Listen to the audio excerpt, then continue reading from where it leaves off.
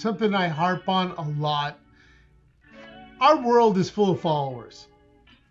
The difference, and I'm very simple about this, and I make this in a lot of speeches. There is good and evil. The reason evil has opportunities is because good leaders did not fill the vacuum, not the followers.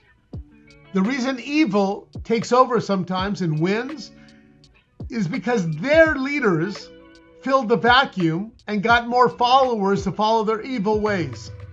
Now, you want to blame the followers? No. You want to even blame the leaders? I don't even blame evil leaders. I blame the good leaders who are not filling the vacuums and bringing other good followers along. People want to be followers, the majority. And you, myself, so many of us out there, we have that opportunity to lead. And that's why I talked about philanthropy and joining organizations and being part of it, because people want to follow. But if you're not going to take the leadership role, if you're going to say, you know what, even the good people that want to start their own big foundation and I'll do this good work because I don't want to be bothered with this board of directors. I don't want to be bothered with negotiating with people. I'm going to be honest with you. I think you failed the great world of good.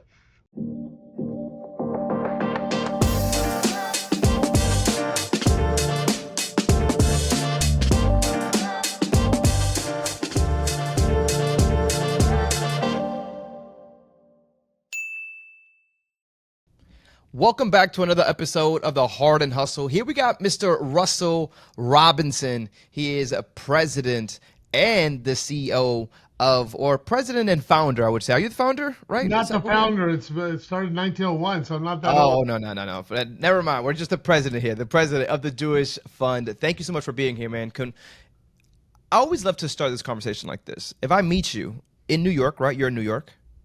Correct. We're in New York, and I meet you at a coffee shop. I think you drink coffee as well, right? I do a lot. And I run into you, and I say, hey, Mr. Robinson, you look pretty nice. You're always kept up. You always has been the last conversations. What do you do, man? What do you do for a living? What does that actually sound like? What is your day-to-day? So first off, thank you for having me on the podcast. So as a CEO, I would say the chief executive officer, because I like to go with the title of the professional side, because it is the one who is in charge of the implementation of the organization's goals and objectives.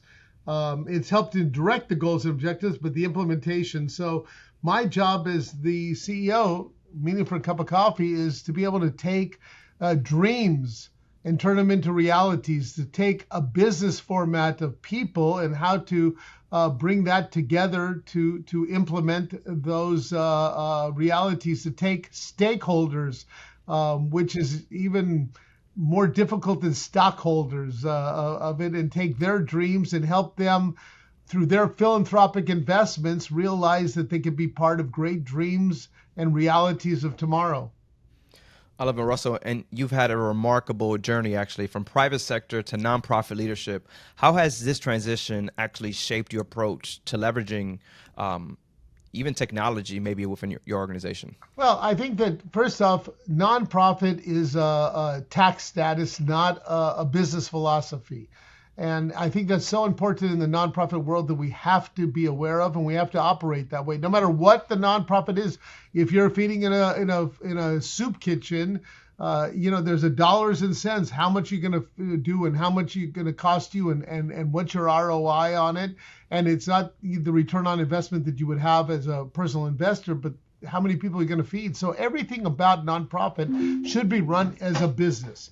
And I think that I was able to, and they were allowed to bring in business acumens into a nonprofit environment, which is always difficult because in a nonprofit, too many times people say, well, the cause. Mm-hmm. Well, if you believe in the cause, then you also believe you got to be in business next year or the year following and you're doing good work. So run it as a business. And I have been allowed to do that. I think I have the skill sets to do it coming from the business world, but I've been allowed to do it. And that means in technology, today in the world, This is the reality. This that we're doing here is a reality, and maybe in 5 years we're going to do it virtually and somewhere on Mars or something. But but that's the changes of the world. I'm not going to fight the iPhone and the Flip and the Casio and Samsung and whatever else there is out there. I'm not going to be able to compete with the Instagram and the TikTok. So you got to figure out how are you going to communicate in those methodologies? How are you going to utilize it? And how do you take technology to be a friend and not the foe? I love that. The technology is everything, man. I always like to go back to at some point we were talking about iPods being the biggest thing in the world, and that was just a couple of years ago. And now iPod, no one talks about it anymore, man. The way that technology is evolving, AI, AI is one of those things that people don't realize has been around for a long time, right? The text predictions on your phone was always AI. We just weren't calling AI, we weren't talking about it, and now it's just a thing. It's just a conversation everyone's having. And that's the reality that we're in. And so if Yeah. you're talking about bringing people involved into your organization, and then you're going to have to talk to them at their space. I always will tell people that sit around and go, yeah, but why should we only tell our messages in 30 seconds? We should tell it in 20 minutes. I said, well, nobody's going to listen to your 20 minutes. So you either figure out how to do it in 30 seconds or you won't have any customers. Yep. I say Amazon messed that up when they started to do same day deliveries. Ever since that world started, everyone just wants everything quick and in a hurry right now, short and sweet, right? That's how people like to keep it. By the way, it's on your website or your donor acquisition. Listen, because of quote the Amazon, Yeah. how come I could order a refrigerator on Amazon in less than 45 seconds, but I can't make a gift to your organization in less than 4 minutes? Uh, you know, that is the competition in the space Yeah. of time, and so we have to learn to adapt to it. It's not easy, and it's not inexpensive, and it's frustrating. Yeah, or even people that may need communication from such of a nonprofit, right? How do they get that communication? Can they get it immediately, 24/7? If they want to be at 3 o'clock in the morning trying to find out something about the Jewish National Fund, can they do it? And that's the space, like you said, people are now kind of adapting to it because with so many of the AI bots and chatbots, it's just happening. It's in front of us, for sure. And that's again, if you want customers, you've got to figure out how. Now, in a nonprofit environment, it's very difficult sometimes because you don't have the kind of money that Amazon does on the technology, and your website's not going to be as interactive as the United Airline site because it's just dollars and cents. Yep. So then you have to get back into what are you capable of doing and not doing. And that's a business acumen as well. Sometimes you got to say, well, the website then cannot do this and cannot do this because this is important to our donor base and our people. And again, that's where dealing with stakeholders, when you're dealing with philanthropic investors, they're sitting here, you have to convince them because you have to be good enough to understand this is this is my occupation. This is my advocation. You can't be a helicopter leader, come in and dust it up and say, oh, well, why can't we do this and walk away? We have to be able to talk with also the knowledge and the sincerity and the base of data and information to be able to say, we cannot do this because this is what we're not capable of but this is what we are capable of doing. I love it. What sparked your interest in shifting towards the nonprofit work, particularly at the Jewish National Fund? You go from just, as you mentioned, that for-profit world, but then you dive deep into the nonprofit. What kind of led you to this? For me, it's kind of, I'm going to give you a little bit of the personal journey. And the personal journey is that I grew up in a small town in Texas. Being Jewish was a minority. We're a minority, but then there was a really minority. And, it was all about the tough part about being a Jew.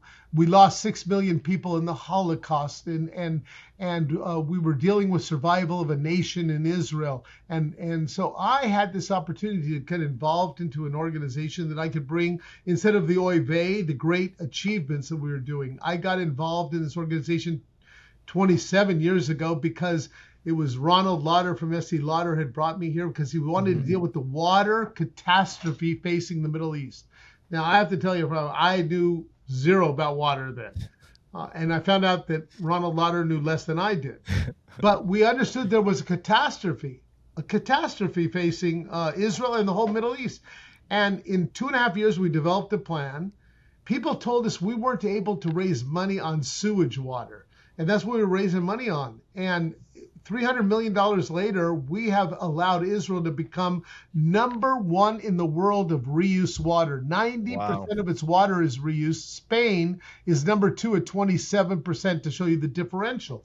And we have been able to bring a drop of water, which is a drop of life to an entire nation that literally is bringing food onto the plates of them as well as their neighbors, and to provide water to Jordan today because there is the water availability in Israel, and to provide those kind of expertise to Kenya and to places around the world that literally are putting food onto their populations because of a little place called Israel and a nonprofit called the Jewish National Fund.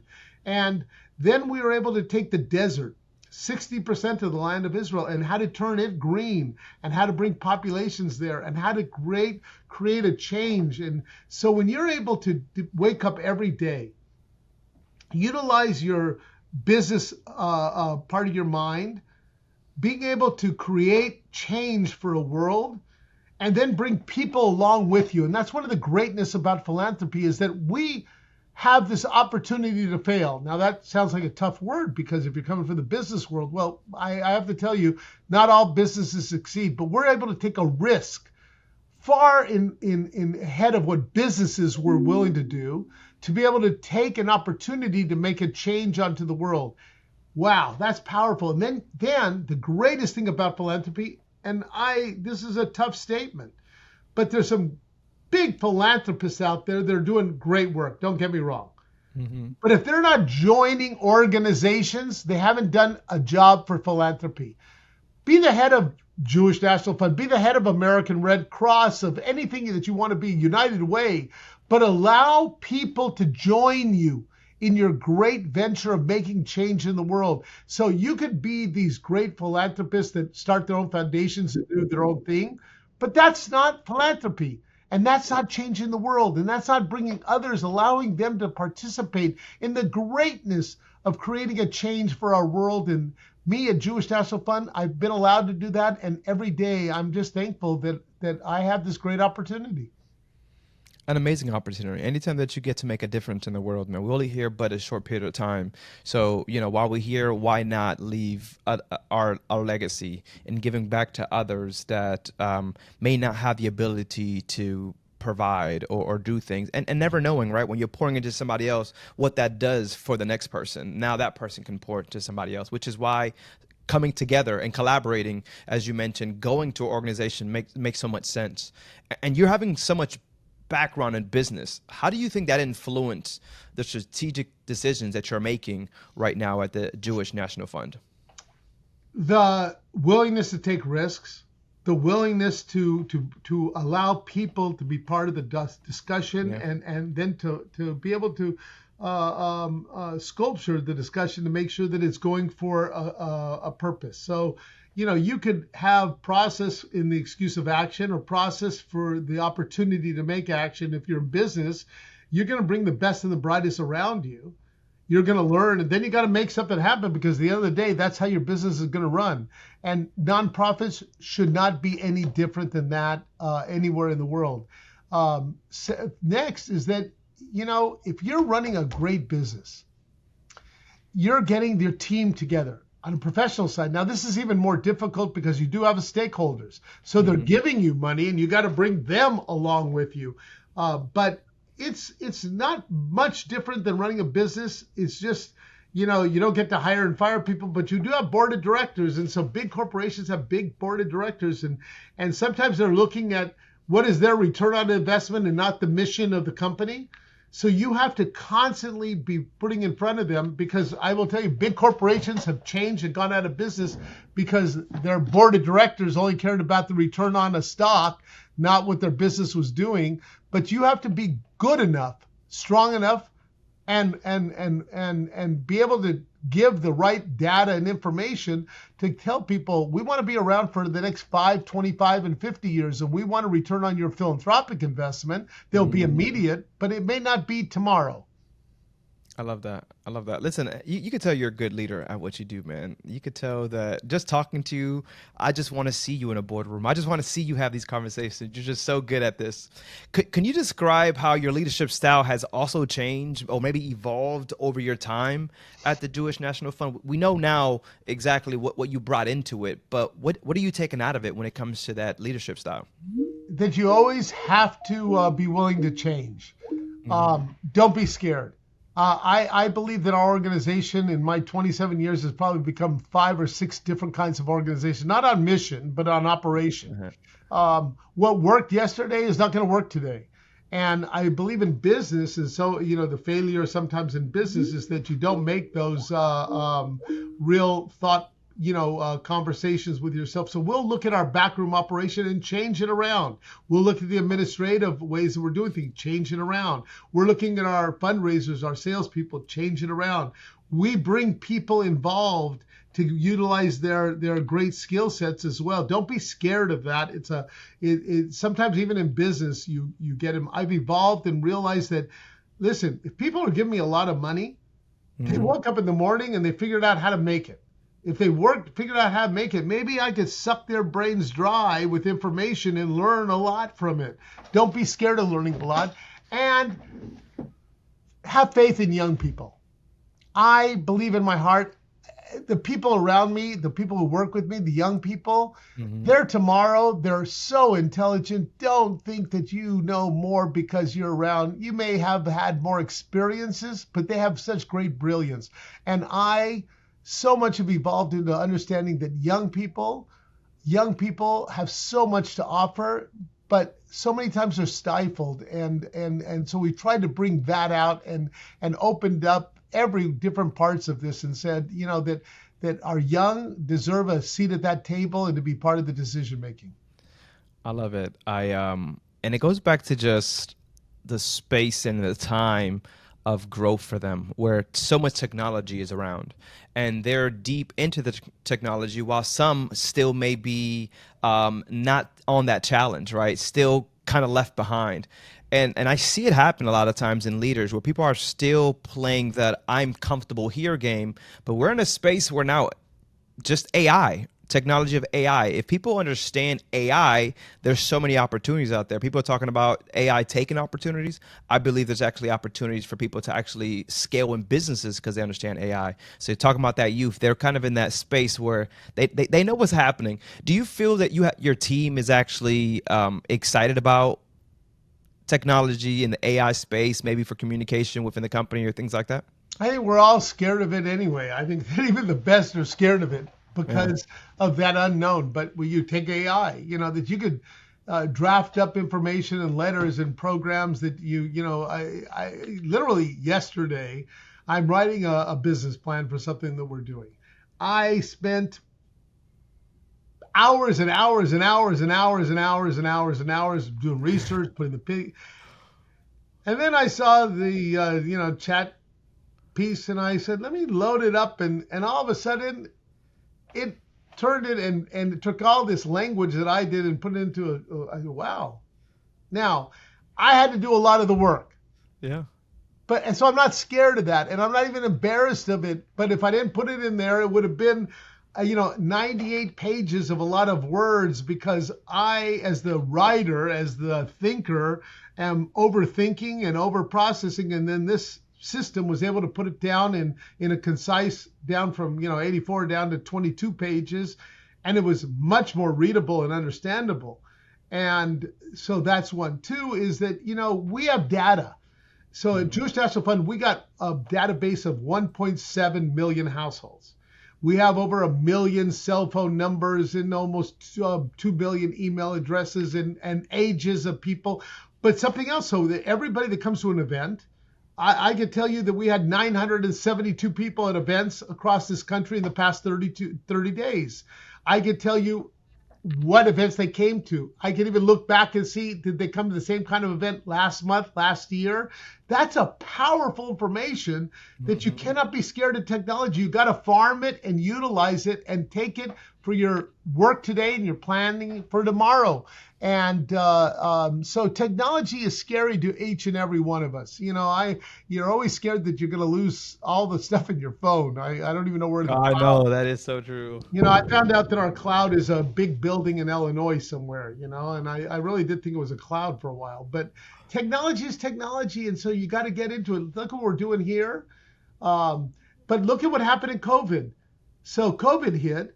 Yeah. Technology, at least for us, allowed us to grow. We were putting on an organization we pivoted in 2 years. We were on Zoom as if we were live. We took people, listen to this number, 50,000 people we took to Israel during COVID. Not live.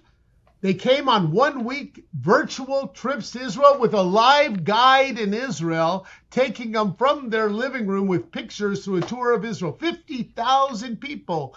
Technology, it could be a great opportunity. Of course, I fear it because I don't understand it, and everybody don't understand, but we just have to be part of it.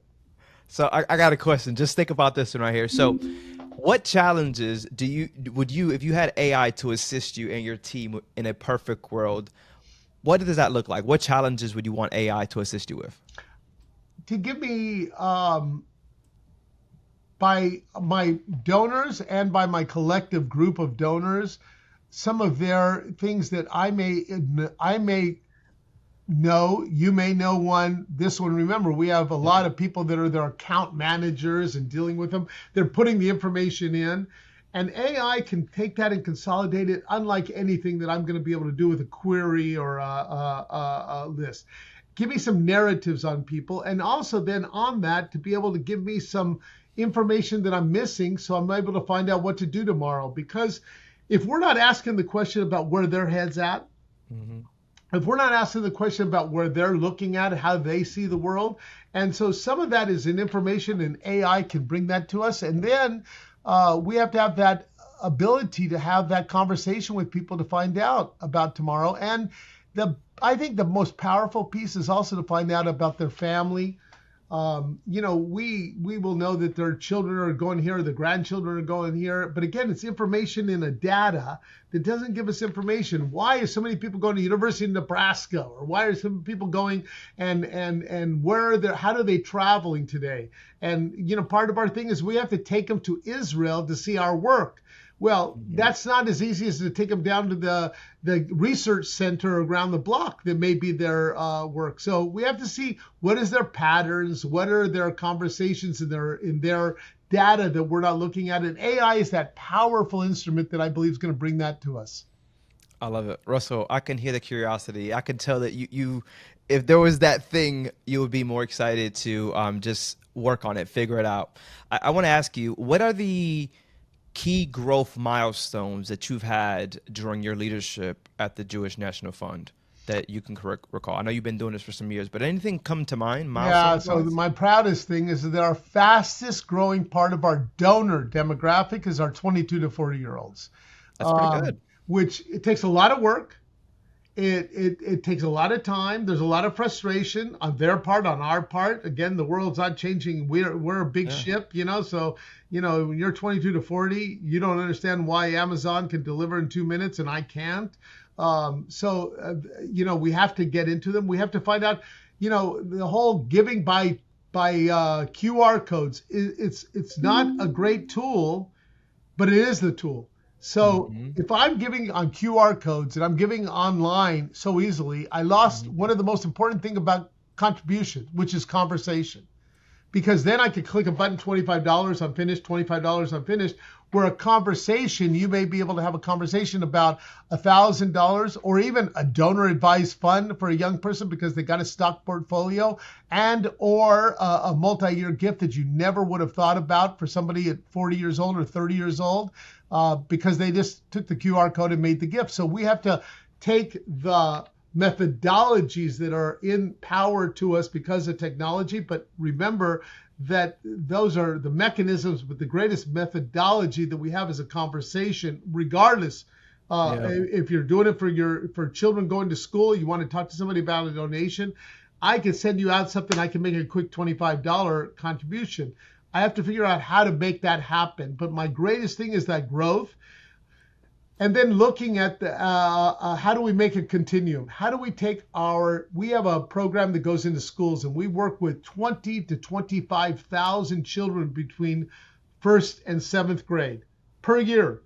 But what's the continuum of making sure that I'm not reinventing the wheel when they're in fourth grade, reinventing the wheel when they're fifth grade, but keep on the continuum, which we call from birth to the boardroom. So how do we follow you throughout, which means that you're going to grow up in one place, go to university in another, probably live in 3 or 4 places until you're 30 years old, and you're not having children until 35 to 40 years old, which is a big change. So we're looking at that, but we're trying to tackle it every single day. I love this conversation, man. And the role of philanthropy in today's world, you kind of talked about it a little earlier. We know that the role is changing. How do you see it changing in the modern world? Well, I think that, listen, the choices become astronomical. So if you're working in anything, any area, children, education, programming, human resource, whatever it may be, I could go and I could use the word Google, kind of old fashioned. I could AI it and find the 42,000 different organizations. So we have to be able to have a conversation and tell a story. The story cannot be changing all the time. We have to be willing to. I always look at businesses in this. Nonprofits have a terrible habit of changing messages all the time because somebody in marketing got tired of the message, but our customer didn't. And yet we don't have the money that Nordstrom has, and we think we're smarter than Nordstrom because we'll keep changing with our small little budget for marketing when Nordstrom is consistent on message, or Coca-Cola. So learn from the big people about what we should do and be part of the conversation. And even if it's on social media, what is the conversation? And then how do we have to bring people along to really have a conversation? Maybe it's going to be only on Zoom. But how do we try to bring it to person? How do we try to bring people into this great adventure? And that's the big thing that I think that we have to always remember. The greatest thing about philanthropy is that we are Superman, we're Wonder Woman, we're Spider-Man. If we're only thinking about a documentary and making a building, boy, did we fail. People want to be part of philanthropy and change in the world because they want to be part of change in the world and the vision of tomorrow. And let's don't forget that. And if we only going to go down to the level of a transactional contribution, that organization, I don't believe, will be around for too long. I agree, especially at the nonprofit level, man. You really it's all community driven. It's all making someone feel good. It's all showing, as you mentioned, giving that visual for people to see what their dollars are actually doing, because it becomes more impactful, allows them to want to see more, kind of that marketing space, right? But continuing that mission that people are always talking about. I love the nonprofit space. It is a business, and people don't realize that. At the end of the day, a for-profit, nonprofit, there's so many things that are just the same, and people don't even notice. So I always challenge someone when they're in the for-profit space, well, find something that you really, truly love. And start that nonprofit and tell me if it doesn't really kind of go hand in hand in what we're doing on a day-to-day basis as a leader. And as a leader, no matter where you go, you're always a leader, right? A good leader is a good leader in any environment. And Russell, you have really proven that, right? In any environment, you're just good. That's just who you are. Listen, something I harp on a lot. Our world is full of followers. Yeah. The difference, and I'm very simple about this, and I make this in a lot of speeches. There is good and evil. The reason evil has opportunities is because good leaders did not fill the vacuum, not the followers. The reason evil takes over sometimes and wins is because their leaders filled the vacuum and got more followers to follow their evil ways. Now, you want to blame the followers? No. You want to even blame the leaders? I don't even blame evil leaders. I blame the good leaders who are not filling the vacuums and bringing other good followers along. People want to be followers, the majority. And you, myself, so many of us out there, we have that opportunity to lead. And that's why I talked about philanthropy and joining organizations and being part of it, because people want to follow. But if you're not going to take the leadership role, if you're going to say, you know what, even the good people that want to start their own big foundation and I'll do this good work because I don't want to be bothered with this board of directors. I don't want to be bothered with negotiating with people. I'm going to be honest with you. I think you failed the great world of good.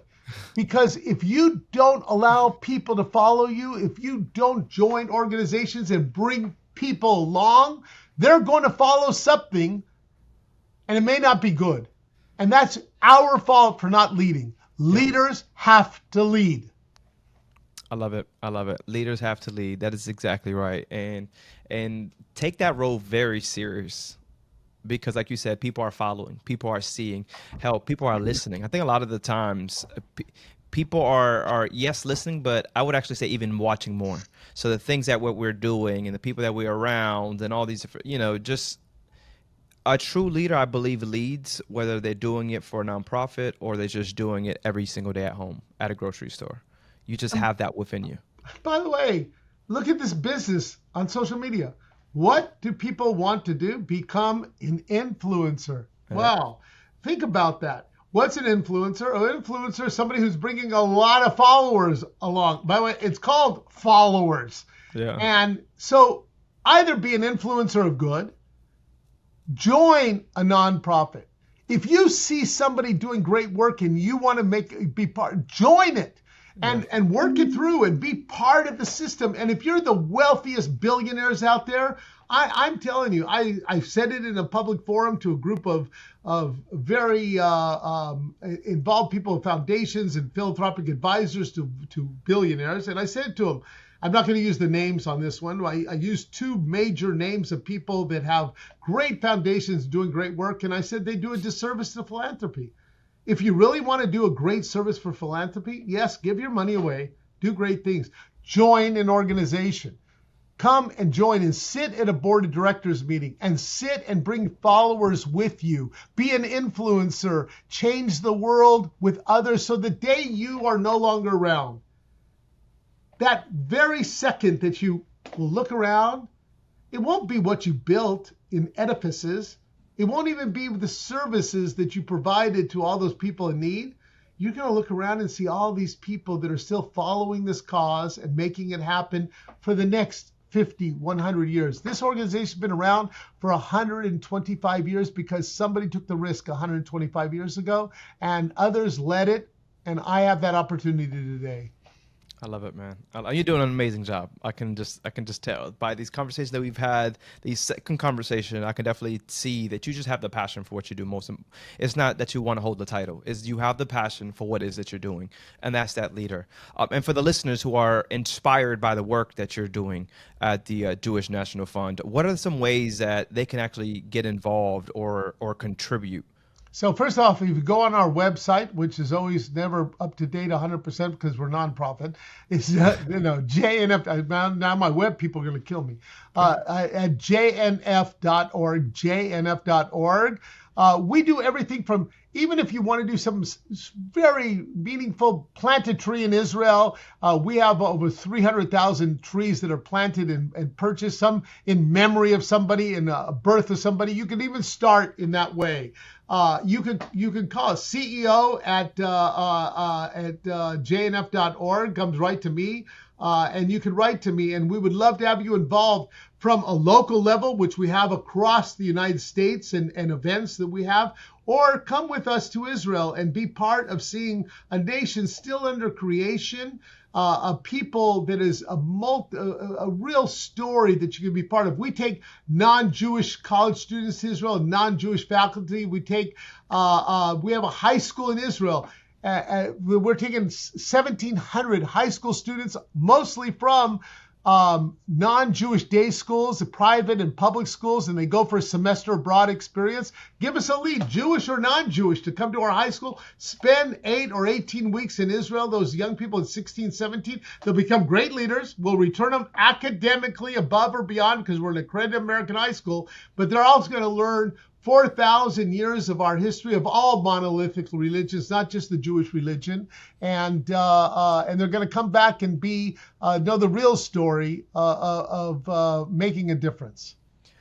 I love it. I had so much time, so much fun with you, Russell, and I know we can continue more and more.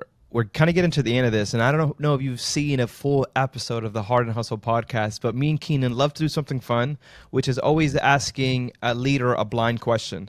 Now, this blind question comes from another leader previously, and at the end of it all, you can also ask the next guest a blind question. So we're going to put you in the hot seat first. We've got a blind question for you. Are you ready? If you could address one misconception that people often have about the nonprofit sector, especially when it comes to the context of tackling global challenges, what would that actually be and why? Is that the nonprofit sector does not have the power. Yet, if you look at all the change that we have ever done in this world, it's always come from the nonprofit sector.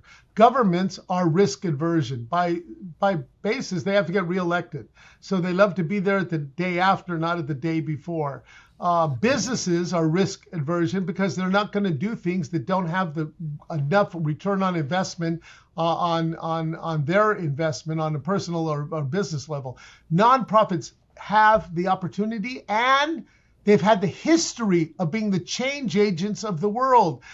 It's in education, it's in poverty, it's in dealing with issues of food, of everything that goes on. Nonprofits follow it. Arts and sciences and everything that goes on. The nonprofit is the leader. If you think it's going to be done by a government, it won't. If you think it's going to be done by business, it won't. A nonprofit is the change agent of the world. I agree, Russell. I used to, when I was a little younger, thought I wanted to be in politics. You know, your commissioner, your mayor, things like that. And to your point, I felt that I can actually do so much more from a nonprofit standpoint than I can actually do from the government, because there are the restrictions when it comes to government on what you can do and you can't do, things like that. And nonprofit, there are some restrictions, but it allows you so much more opportunity. And I love the nonprofit space for that. And every time I think about a politician, I don't want to go and argue with someone. I want to be able to join forces with someone and make a true difference. And I think that's what a nonprofit does very, very well. You see nonprofits come together all the time. It's not, I want to be better than that nonprofit. It's how can we continue to grow for that same mission? And politicians, government, they just can't see eye to eye. So I love that you just see it like that, because it is so true. Anyway, that got me pumped up. Because listen, I was if I could tell 30 seconds, I'll tell a quick story. When I was young, much younger, I got involved in politics, and I helped a guy get elected, and we were sitting in his office on the first day. And I said, so what are we going to work on? Thinking world peace, hunger, whatever. And he looked at me, he said, re-election. And that's when I realized he's right. By the way, I didn't have to like it, but he was right. Yeah. They're always working for the re-election. So nonprofits give us that chance. We could take the great risks of the world. Yeah. Yeah. That is true. So I put you back in the hot seat, man. For the next leader that we speak to here on the Hart and Hustle podcast, myself or Keenan, we always like to use that blind question from a leader like yourself. What would that actually be for someone else? How are you going to be part of bringing other people into this business? How are you going to be people to have this as a profession? How are you going to go out and talk about it to make it an envy to be in this business? That it's not something like, we should never say nonprofit. That's silent. Well, I'm in nonprofit. No, I'm in the nonprofit world. How are you going to be part of making that the proudest profession on the face of the earth? I love it. Well, guys, if you guys are still watching, it has been a pleasure to have the president, CEO of the Jewish National Fund with us here today, Russell Robinson. Make sure you guys do like, follow, and subscribe for more great conversations with leaders. My name is Ephraim. This is Russell. We'll catch you guys on the next conversation. Bye.